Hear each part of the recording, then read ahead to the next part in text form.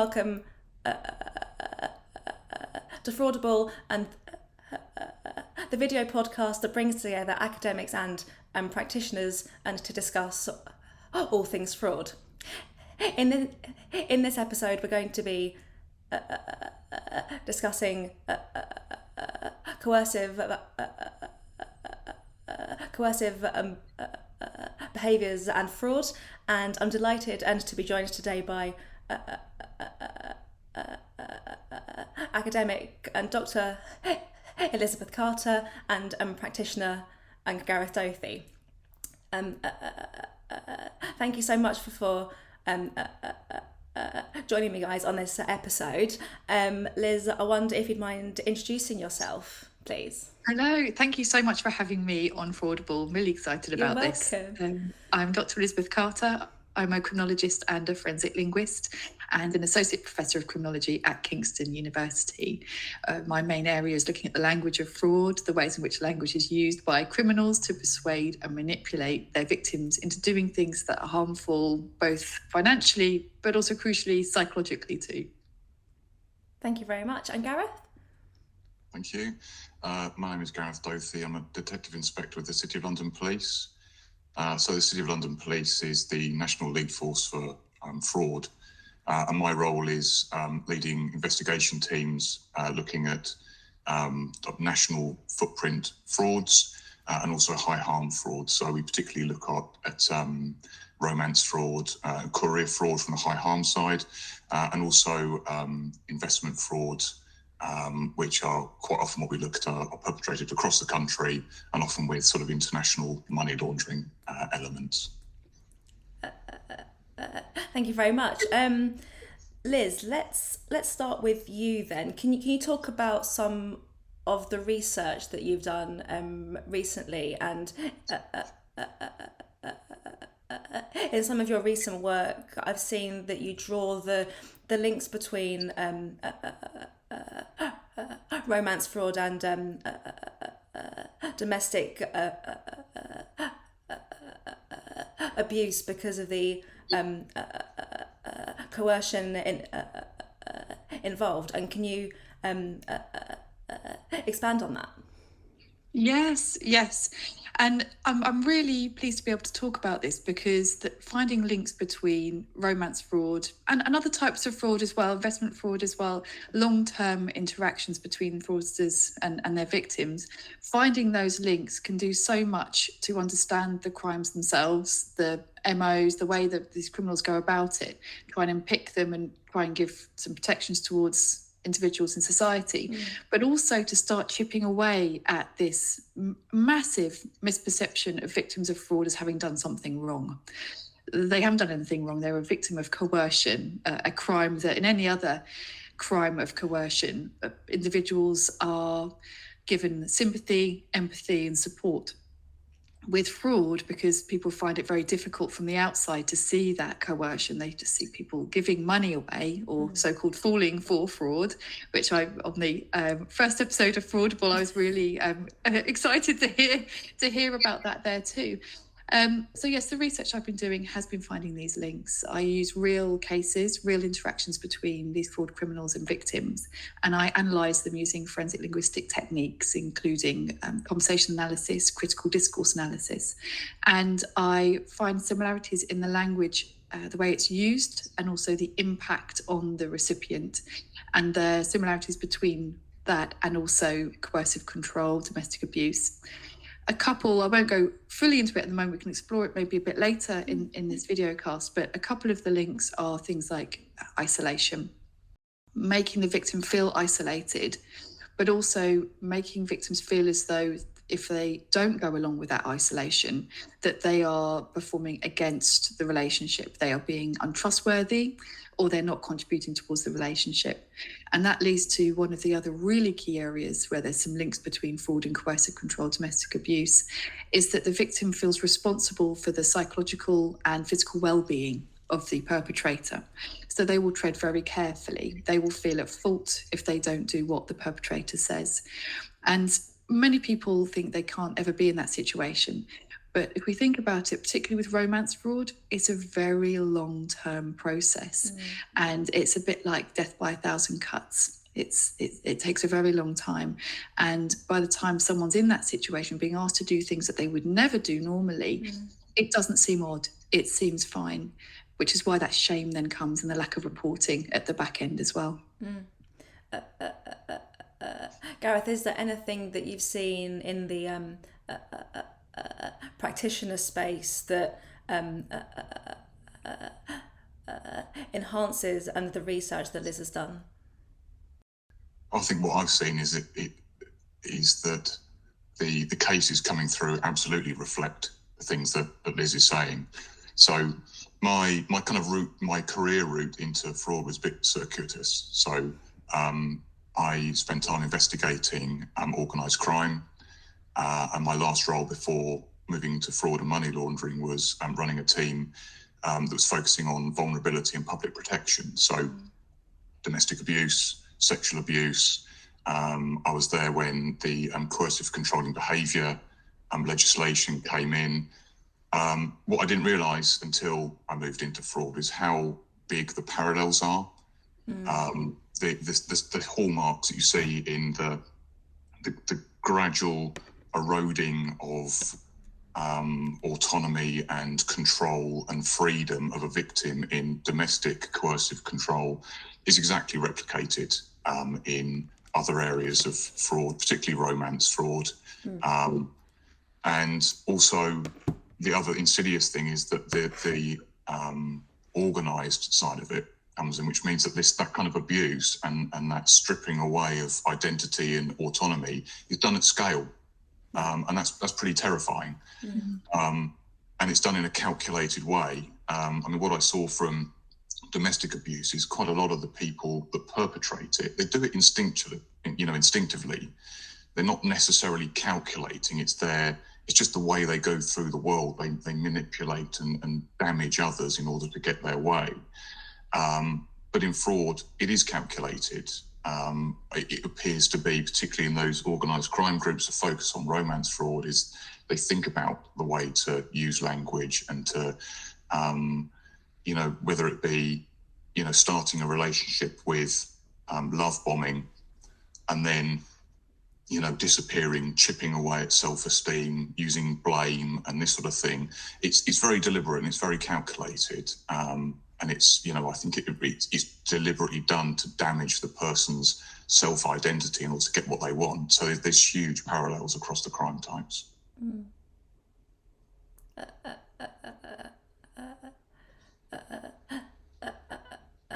And I guess also it isn't just obviously under the fraud that's actually taking place there. It can lead to other crimes too, such as sextortion and the other things too, right? Yeah, that's definitely the case. I think, from a fraudster's point of view, what they want is money, and they can do anything they want. They're just tools in a toolbox. They've got no scruples. They've got no moral compass about what's on and off the table. They'll use everything, and once they've got a level of control over someone, they'll use everything they can to get the money, whether it be sort of sextortion or bribery or threats or whatever else. And what we often see as well is they will transition from one crime type to another.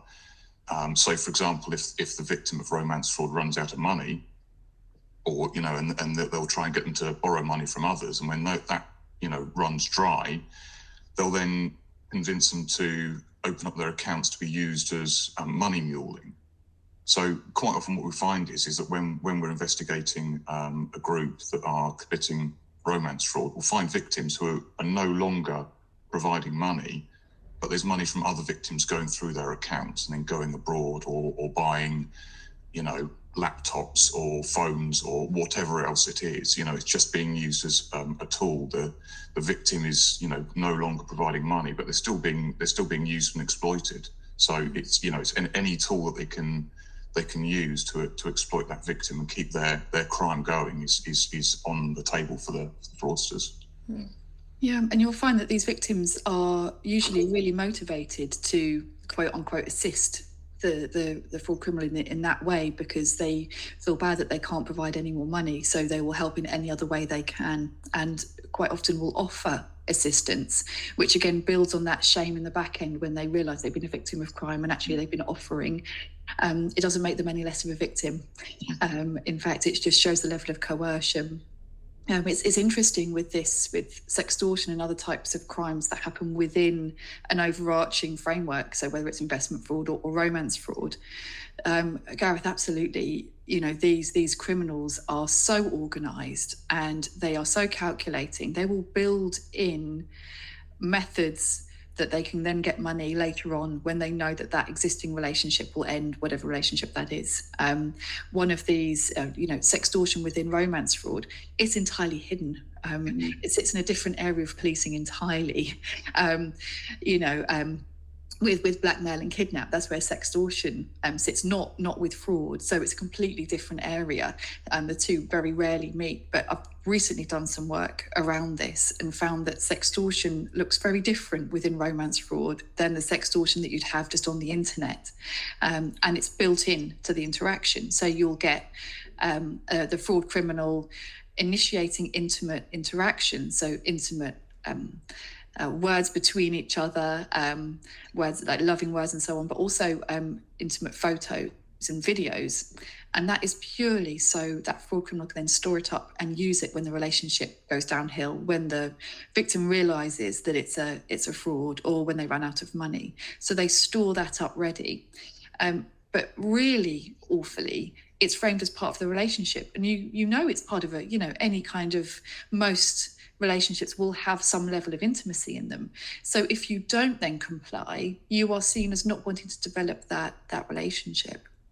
So it's not seen as odd, but it's incredibly harmful. Yeah, it's sort of part of that process of normalising abuse.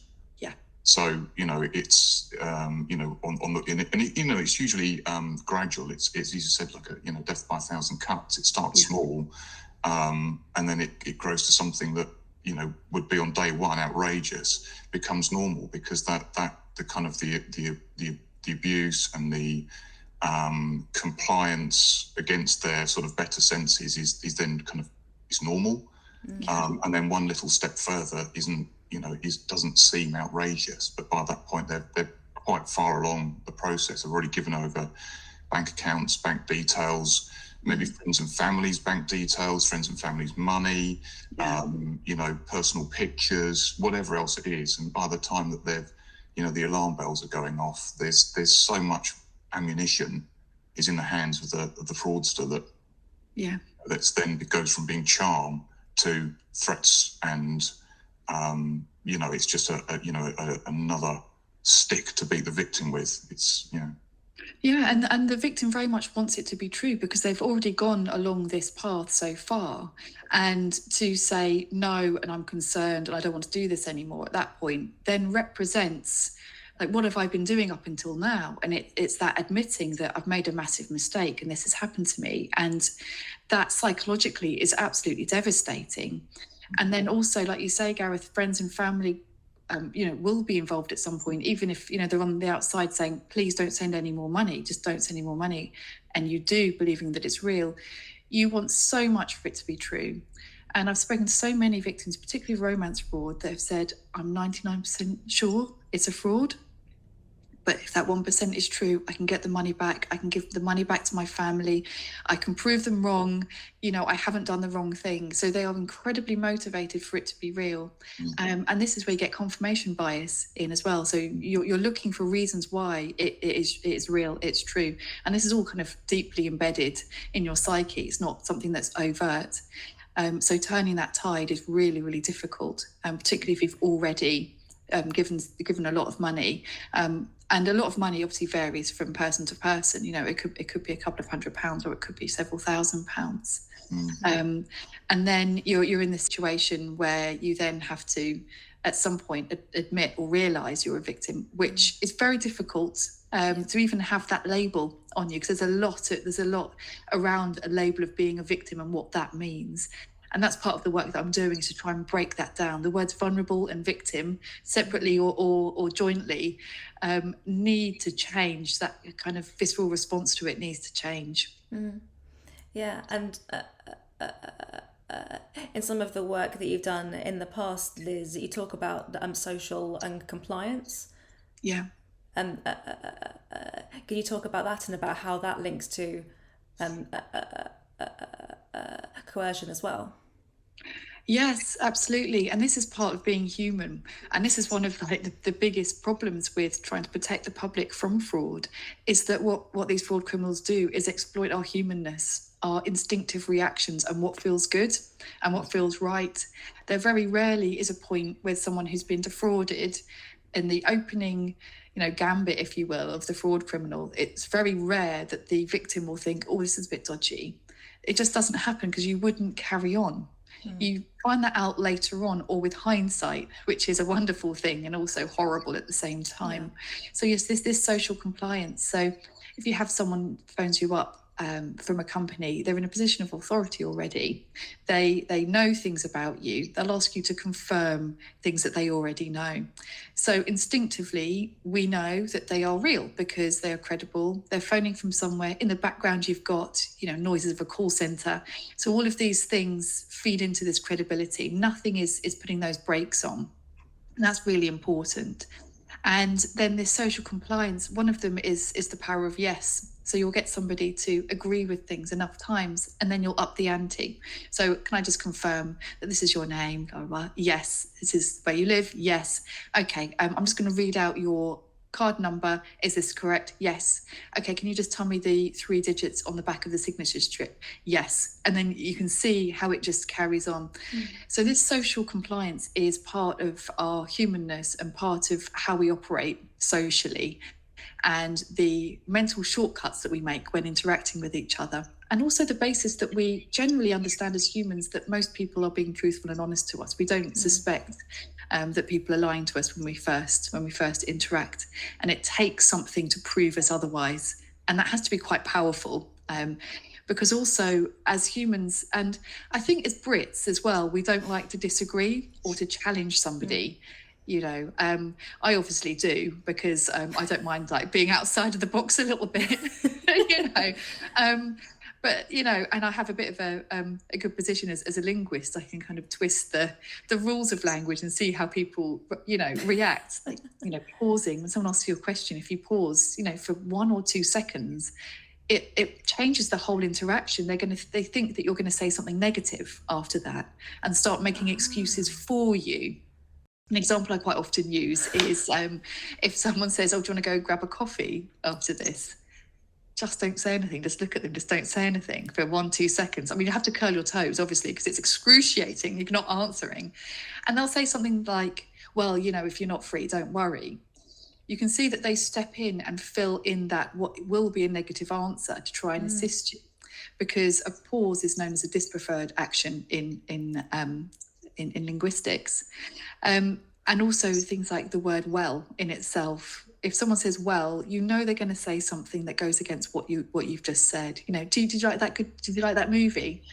Well, they're going to say something negative. So it's incredibly powerful. And this is part of what's known in linguistics as symbolic interactionism. And that's what all of my work is based on, this humanness. And what fraudsters do horribly is that they shortcut that. They take that knowledge and then they use it against people, and there's very little you can do about it. Well, I think the thing is with frauds of all sorts is that they go to really foundational needs and urges of being a human. So obviously we've got the social interactions and the fact that we evolved to get on with one another and to be level of trusting and things. But then, investment fraud, it's a basic need, urge to get money, to provide for your family, to be secure. Romance fraud, what they're preying on is the need for intimacy, for a relationship. Courier fraud, often it's around security. So your bank account has been compromised. We're here to look after you.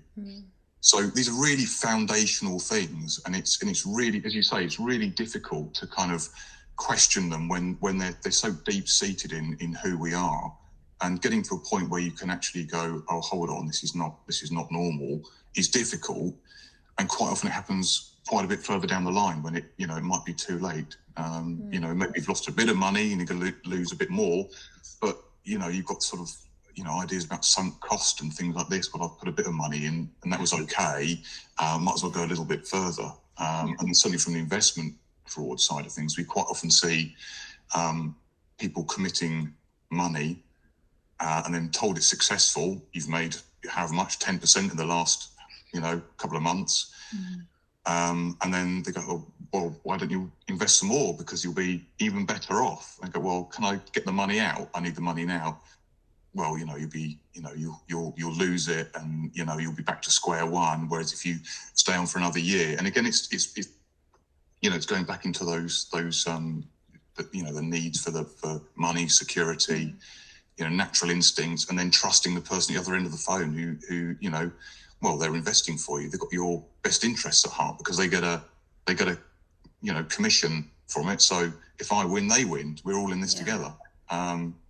And that unfortunately is not true in a lot of cases. Yeah. So that's a really sorry, can I? No. I was going to say that, does that mean that as a people we are too trusting?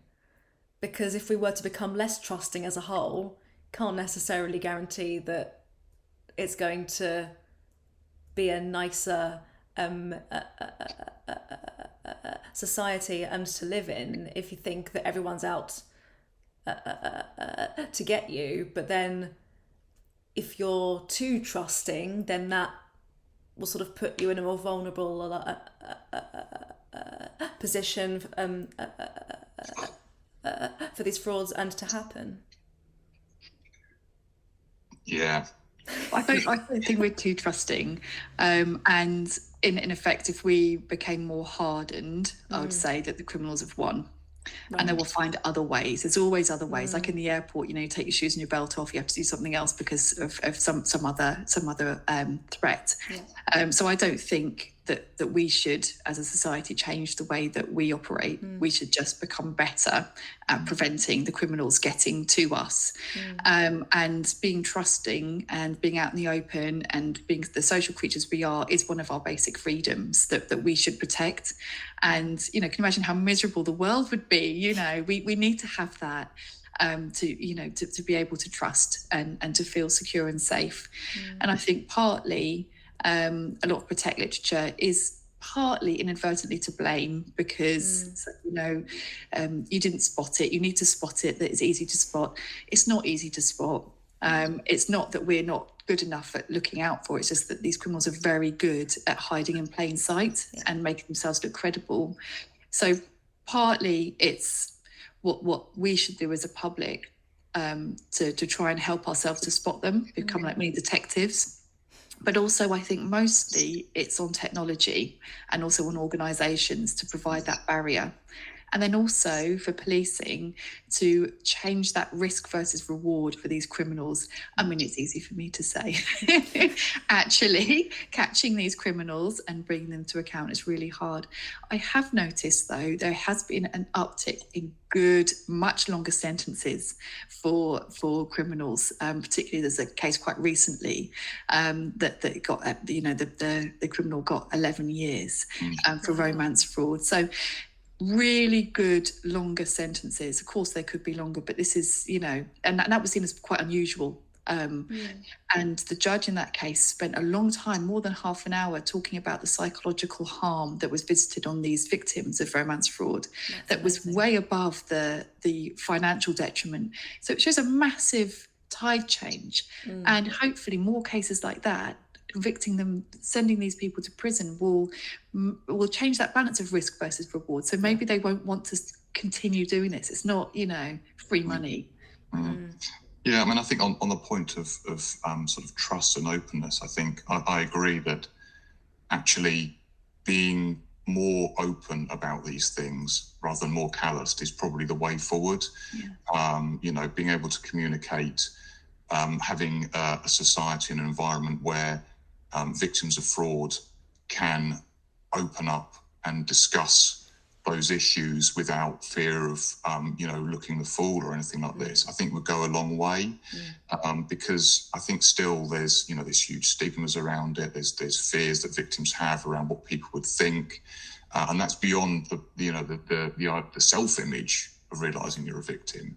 So I think if we get to a situation where we can discuss these things, where victims can discuss it with family or, with peers, and it's the stigma stripped away, and that would allow everyone to learn a bit more about the real experiences and the ins and outs about how the manipulation goes on and how the suspects go about these things. I think that kind of raise that awareness on a human level, because that's going to be more effective than any ad campaign that the government or the police put out, because generally people only read those things if they're already interested in them.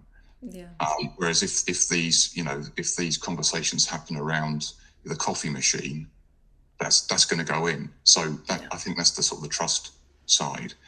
Certainly in terms of the making it more risky for fraudsters, 100%. And I think that goes to every part of the criminal justice system, having judges seeing it as serious and seeing it not as just a financial harm, but a psychological harm, emotional harm, affecting families, affecting well-being, affecting the way people go about living their lives thereafter, which it absolutely is. And then also, all the other institutions as well, whether it be, banking or law firms and accountancies or whoever it happens to be, is to just have that awareness. So when they deal with people and you think, either this company isn't acting right or this individual looks like they might be being exploited, it's sort of having a kind of a more global awareness and proactivity around this that I don't think we're quite there yet. So in vulnerability, sort of public protection, there's the idea that safeguarding is everyone's responsibility.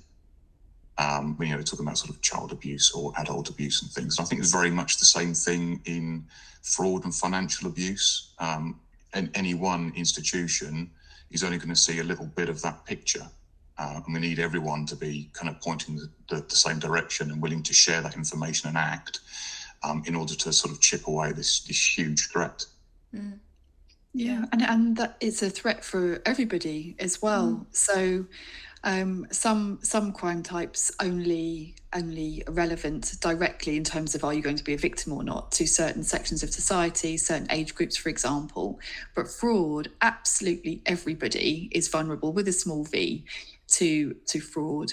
And I think this idea that it's absolutely spottable, you can avoid it if you just take these however many steps, puts people in this sense of security, full sense of security, and then builds that idea that people who become victim of this crime are over there, then it's not us. So I absolutely agree, Gareth, and it is something that should be seen as a societal problem that we all need to work towards. A friend of mine actually called me a couple of weeks ago because they had been the victim of an investment fraud, and the very first thing that they said to me was, "Claire, I've been really stupid." And instantly it was, I've done something wrong, and there was no actual blame on the other person. It was, I did this wrong, I shouldn't have believed them, I. And they asked me to look into the website, and they said that I know now that it's a fraud, but if there's a chance that you think it's real, can you let me know? So it's just going through all the things that you've spoken about already is very, very real. And do you find, Liz, in the research that you do, that there's a certain time frame that the coercion starts to take hold, or does it vary and depending on the cases that you see? It definitely varies, which is why it's very difficult to say, watch out at the 2-week mark or the 6-month mark. It absolutely varies. It varies on context, on how quickly that bond can be made, and also the kinds of things that the fraud criminal's saying, and also what's going on in the victim's life as well. So it's absolutely varied. It could start from the coercion starts straight away, but it starts becoming more explicit, or they start to isolate you from friends and family, or start to ask for money, or to build up this idea that there may be an ask for money later, start to normalize it. And it can be early on as the first day, or things might be absolutely fine for a few months, just like in other, in physical coercive relationships. Everything can be fine in those relationships for years. In online ones, it happens much earlier than that. But yes, the time scale is absolutely varied. Yeah.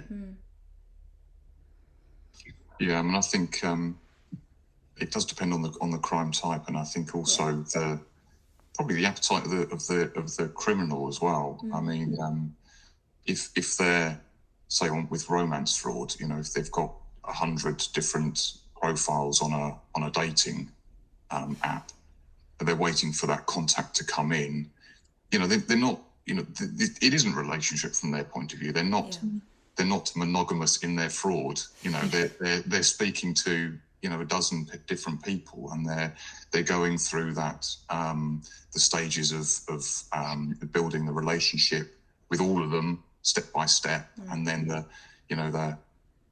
setting up the kind of the narrative of their need or future need step by step. Right.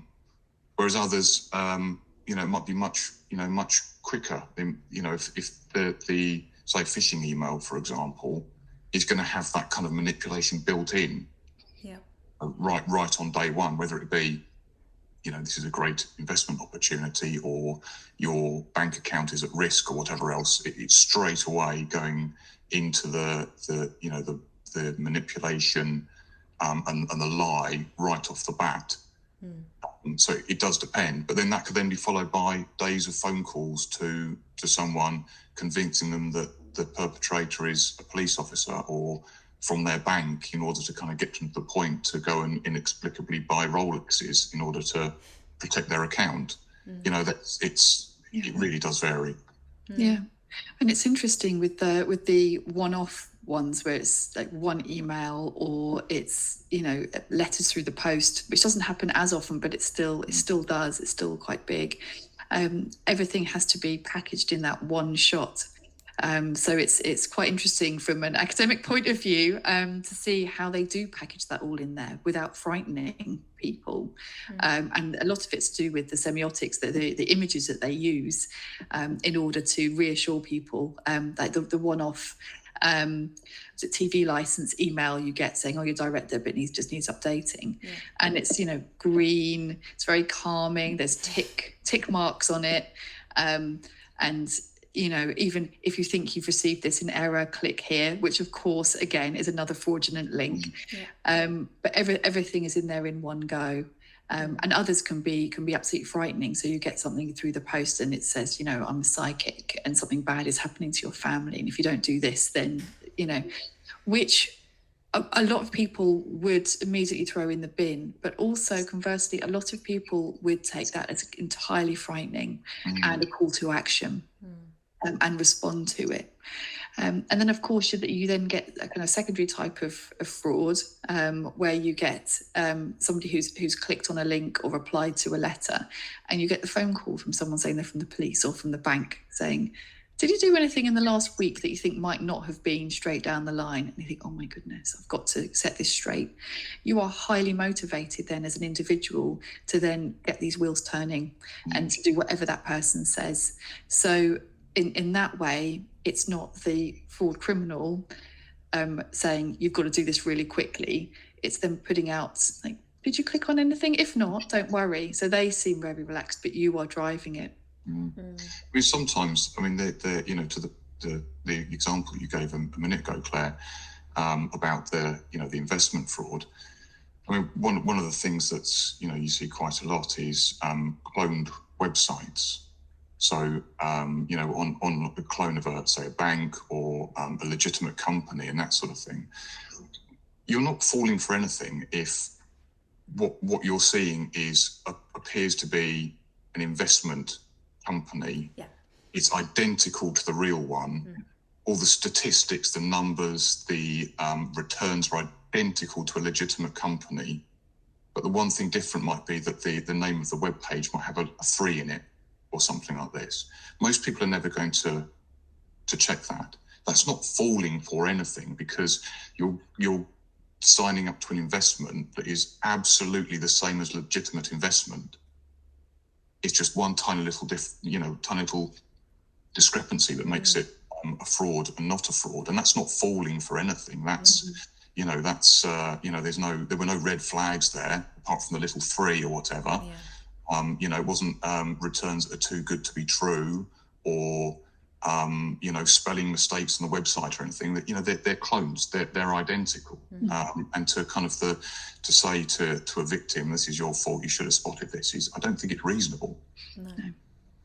No. And interesting in those kind of cases as well, someone might not realise they've been a victim of fraud for a very long time, because for as far as they know, they're investing money, and they won't have that money back in their bank account because you don't. It might be a 3 or 5 year investment, with these forces taking your money and then disappearing, and then you only realise a lot further down the line. And in those cases, you are unlikely to get a report because it's the fraud happened so long ago, and they think, oh my goodness, I can't report it now.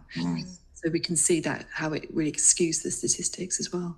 It really does. Yeah. I mean, if you're running an investment fraud, of course you're going to say that it's not going to mature for 3 to 5 years. Yeah. You'd have already moved the money, spent the money, moved to a different country, whatever else by that point. But the tools that are available now in order to facilitate investment fraud are so much more sophisticated.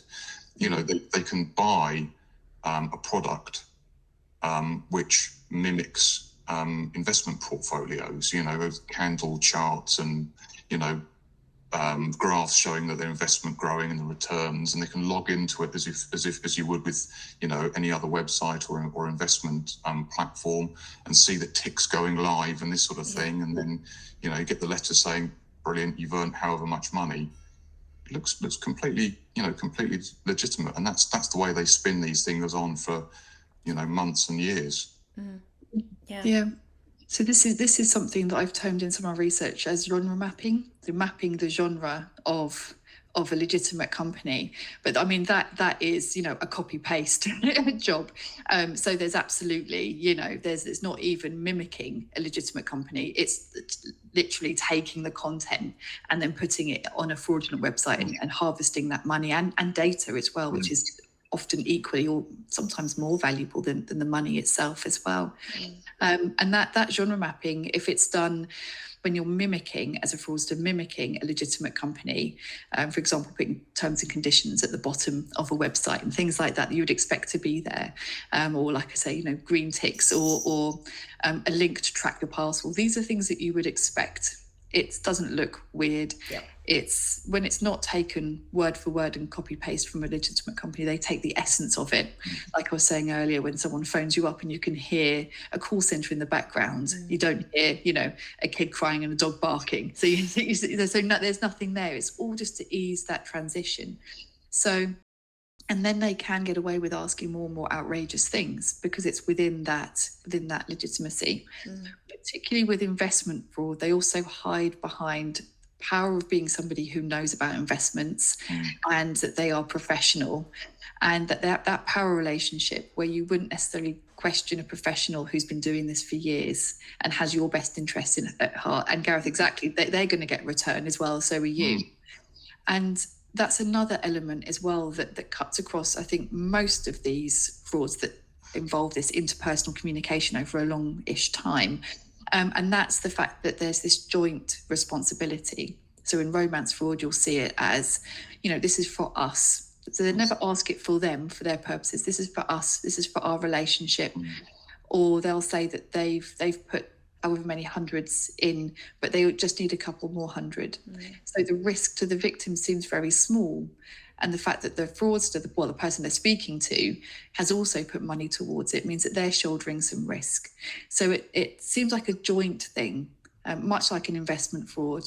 Obviously it's beneficial for everybody. And in those kind of situations, it's so far from the idea of someone who's trying to steal your money, very one-sided, very obvious, that it seems almost churlish to question it. It seems that you get against the grain. Yeah. So if only there was a book coming out in the near future, Liz, about this. If only. Well, funny you should say that. I happen to have a book coming out. It should be around February time, by Cambridge University Press, and it's called The Language of Romance Crimes, Interactions of Love, Money and Threat. I'm very happy to say that it's open access as well. So if you access it online, it's free. I try and get everything that I write, either academically, or both academically and out into the public domain, free. So the people who need to read it can see it. It enhances and advances academic understandings of romance fraud and the stages of it, but most importantly, it provides a really good guide to how it happens, particularly that the segue between having a nice relationship to I'm asking you for money to I'm asking you for intimate images. And it shows those points of potential tension, how they're navigated by the fraud criminal. And also what they do when victims start to think, hang on, something's wrong here, and they start pushing back against the fraud criminal. What tools they have, the fraud criminal has, to combat that. And also questions about, why you meet, why won't you video chat with me, how that's navigated too. And this is really important because it gives us an insight into that strength of that coercion, but also the tools that we give the public, how when they try and use it, what happens, and how the fraud criminal can tool themselves up. So it's really useful in that way. It will also be available to buy, but you can read it for free online. A terrible salesperson. Amazing, thank you very much. One final question then. So, Liz, what can people in the academic space learn from practitioners with regards to coercive behaviours and how it links to fraud activity? Well, this is a massive one. And so I'm a criminologist and a forensic linguist. So I've got two disciplines here, and I work between the two. What there hasn't really been is a big focus on fraud as a crime type within criminology at all. You go to the conferences and the fraud stream, there's just a couple of us there. That it doesn't seem to be a big issue. It doesn't seem to be something that academics are that interested in or aware of. So I think an understanding and awareness of the fact that this is happening, it's not just a financial crime, which is a misunderstanding in academia too, but it is a really deep-seated societal harm, which is where the academic interest comes in. What we have had in the last year is a new journal that's come out, the Journal of Economic Criminology, which firmly places fraud harms within the academic sphere. So it's really good to do that, but more attention on it. It is a serious crime. I mean, the fact that it's the most commonly experienced crime in the UK, it doesn't seem to be enough for criminology to sit up and go, oh wait, we should be studying this too. But yes, more knowledge. Listen to the practitioners and say this is an issue and it's a societal harm. Let's get the criminologists on it. Thank you very much, and the same to you, Gareth. So, what can practitioners in this space learn from academics? I think there's a huge amount we can learn. There's a phrase that's been used a few times, that the police are too busy mopping the floor to turn off the taps. which I think is great, and it kind of illustrates the issue. There's definitely things that we can learn about how to go about communication better and education better and support better and understanding the mechanics of the fraud better. And these are things that, you know, practitioners, we haven't got it's not what we're here to do. We learn as we go, but it's not really, you know, structured. And there's definitely things to be learned there. And I think that the fields of domestic abuse and coercive controlling behaviour in domestic abuse is several steps ahead of fraud in this area. And I think a bit more attention has been paid by academics in that space, and that's lent some improvement to practice. And I think we need to do exactly the same thing with fraud. Okay, yeah, excellent. Thank you very much. So I'm afraid that's all we have time for in this episode. I'd like to thank Liz and Gareth and for joining me and to talk about coercive behaviours and